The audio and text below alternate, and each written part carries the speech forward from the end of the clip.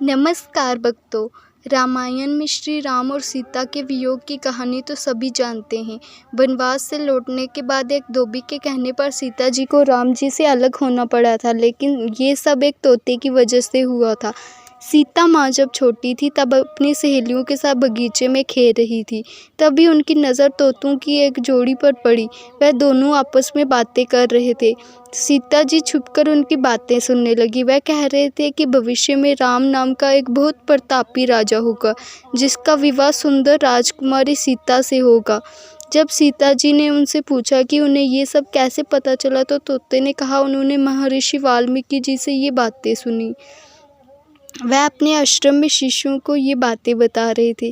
तब सीता जी ने कहा, जिस राजकुमारी की वह बातें करे वो तो मैं ही हूँ। ये सुनकर तोते घबरा गए। उन्होंने कहा, हम उड़कर कहीं दूर जा रहे हैं, पर सीता जी ने उन्हें रोक लिया और कहा कि वह उन्हें अपने साथ रखेंगी। सीता जी ने कहा वह और भी बातें जानना चाहती, इसलिए उन्हें नहीं जाने देंगी।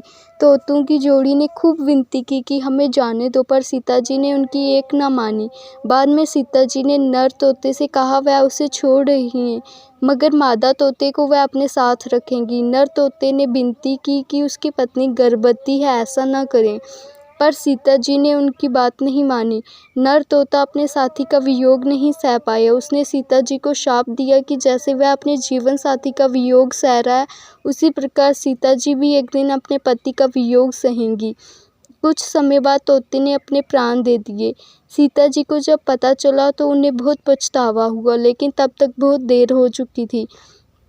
कहते हैं इसी शाप के कारण सीता जी को श्री राम से दूर महर्षि वाल्मीकि के आश्रम में रहना पड़ा। श्री राम जब वनवास समाप्त कर अयोध्या लौटे तो कुछ लोग सीता जी की पवित्रता पर सवाल उठाने लगे। एक धोबी ने बड़ी सभा में सीता जी की निंदा की। इसके बाद प्रजा की बात को ध्यान में रखते हुए श्री राम ने सीता जी को जंगल में रहने का आदेश दिया। उस समय सीता माँ गर्भवती थी। उन्होंने वाल्मीकि जी के आश्रम में अपने बच्चों को जन्म दिया।